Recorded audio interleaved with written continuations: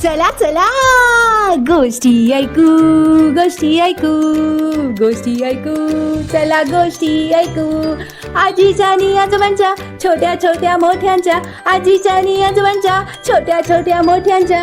अरे ते छोटी होती ना ती माझ्या.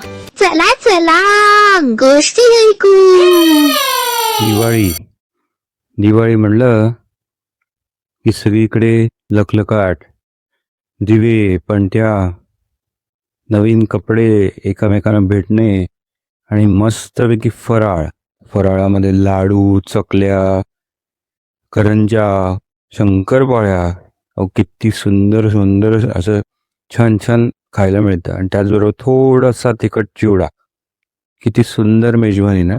एका ताटामध्ये घ्यायचं आणि सुंदर एकत्रितपणे सगळ्या फॅमिली बरोबर बसून खायचं. ती काहीतरी अजिबात वेगळी मजा होती ना. आणि पूर्वी नुसतीच फॅमिली नाही तर शेजार पाजारची लोकही फॅमिली असायची. शेजारची मंडळी आपल्याकडे येतील, आपण त्यांच्याकडे जाऊ, किंवा एकत्रित 2-3 कुटुंब मिळून सकाळच्या वेळेला, दुपारच्या वेळेला दिवाळीचा फराळ एकत्रित करू. असं किती किती मजा यायची. यांचा फराळ त्यांच्याकडे, त्यांचा फराळ दुसऱ्यांकडे, दुसऱ्यांचा तिसऱ्यांकडे. लाडू आमचे कुठले आणि दुसऱ्यांचे कुठले हे आम्हाला कळायचंच नाही. मला फार आवडायची दिवाळी. त्यात लोकांना भेटणे आणि इकडे तिकडे त्यांच्याबरोबर गप्पा गोष्टी करणे, कुठले कुठले नवीन नवीन प्रसंग शोधून काढणे, पत्ते खेळणे. किती सुंदर काम, किती सुंदर एकत्रितपणा असायचं त्यात. त्याचबरोबर फाट फाट फाट वाजणारे फटाके सुद्धा. ते फटाक्यांमध्ये पण वेगवेगळे प्रकार पडत. छोटेसे सुरंगी, छोट्या फटाके, मोठे फटाके, फाटफाट जोरात वाजणारे, रोषणाई करणारे, ती फुलझडी पुष्कळ असे वाजत जाते, ते अंगावर आल्यासारखं वाटतं. मोठं झाड ते की जे असं लावलं की असं इतकं मोठं होतं ते, म्हणजे आपल्यापेक्षा उंच होतं ते, एवढं मोठं झाड. किती गोष्टी आहेत त्याच्यामध्ये सुद्धा. आता नवीन नवीन प्रकार आलेत. म्हणजे ते म्हणे 15 बार वाजतात आणि 16 बार वाजतात. असं ठेवले की धाड धाड धाड धाड वरती आकाशापर्यंत जातात ते. भयानक गोष्टी आता वाढलेल्या आहेत फटाक्याच्या. मी हे बोलण्याचं कारण म्हणजे काही नाही का तुम्हाला, मला फटाक्यांची भीती वाटते बरं का, म्हणून मी असं बोलतो. आता प्रत्येकाला आवडतात फटाके, मलाही आधी आवडायचे फटाके. पण काय अचानक काय झालं, एक दिवस मी आपला वेड्यासारखा माझ्या हातामध्ये फटाका, तो लक्ष्मी फटाका असतो ना, मोठा बॉम्ब, तो घेतला. माझ्या हातामध्ये लावत होतो का काय करत होतो माहीत नाही, तो असा फाटकन माझ्या हातामध्ये फुटला. आणि तो फुटला इतकं जोरात लागलं मला त्या हातामध्ये. म्हणजे माझे आईवडील मला सांगत होते तेव्हा की हा फटाके हातात न उडवायचे नाही, लांब ठेवायचा, मग ती फुलबाच्यानी उदबत्तीने लावायचं, त्याला पेटवायचा आणि मग तो फुटेल लांब.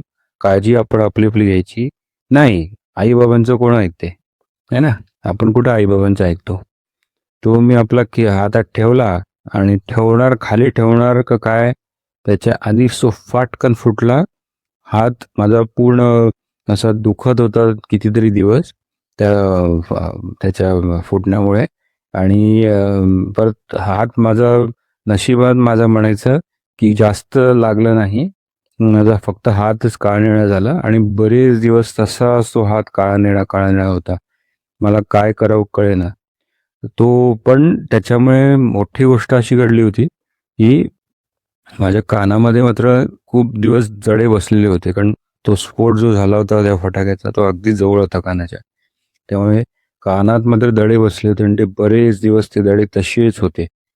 आता काही दिवस होते ते, पण मी मुद्दामून लोकांची गंमत करायची आणि जरा कामं वाचवायची म्हणून मी लोकांना हेही सांगत होतो, म्हणजे घरच्या लोकांना किंवा बाहेरच्या लोकांना, की मला ऐकूच येत नाही. मग ह्याच्यामुळे काय व्हायचं, मला लोक असं कामं देणं कमी करायची ना. मला छान वाटायचं की माझ्याकडे कामच नाही आहेत, बरं असायचं. पण हे बरोबर नाही ना. एकतर फटाके उडवूच नाही असे मला वाटते. काय वाटतं तुम्हाला? पण फटाक्यांनी किंवा ते मोठे मोठे तुम्ही जे रोषणाईचे फटाके लावता, झाडं लावता त्याची, त्याचा जो धूर होतो ना, त्याच्यामुळे पक्षी, प्राणी, झाडं वगैरे किंवा पाण्याचं पॉल्युशन होतं, हे तुम्हाला माहिती असेलच की. आणि मला फटाक्यांची भीती त्या कारणाने की मला हाताला प्रॉब्लेम झाला होता. मी परत कधी फटाके तसे उडवले नाहीत. मी रोषणाईचे फटाके मात्र बघायचो. मला दिवे लावणे, समई लावणे, त्याच्यासाठी हे करणे, किल्ला बनवणे. किल्ला तर आपलं राहिलंच. किल्ला बनवणे हे मला खूप आनंद व्हायचा त्याच्यातनं. अजूनही मी तो आनंद घेतो. माझं आता वय खूप झालंय तरी सुद्धा मी आनंद घेतो. मला लोकांना भेटायला आवडतं. त्यामुळे दिवाळी ही मला खूप खूप आवडते. आता अशीच दिवाळी माझी बरेच वर्ष मला बघता यावी. मला फराळ एकत्रित खाता यावा ही माझी काळजी आहे. मला आवडणार आहे आणि माझा तोच प्रयत्न आहे की माझी तब्येत चांगली राहावी आणि मला एकत्रितपणे इतर मंडळींबरोबर फराळ आणि दिवाळीचा चांगला आस्वाद घेता यावा. तुम्हाला काय वाटते? आपण फटाके जरा कमी करावेत का?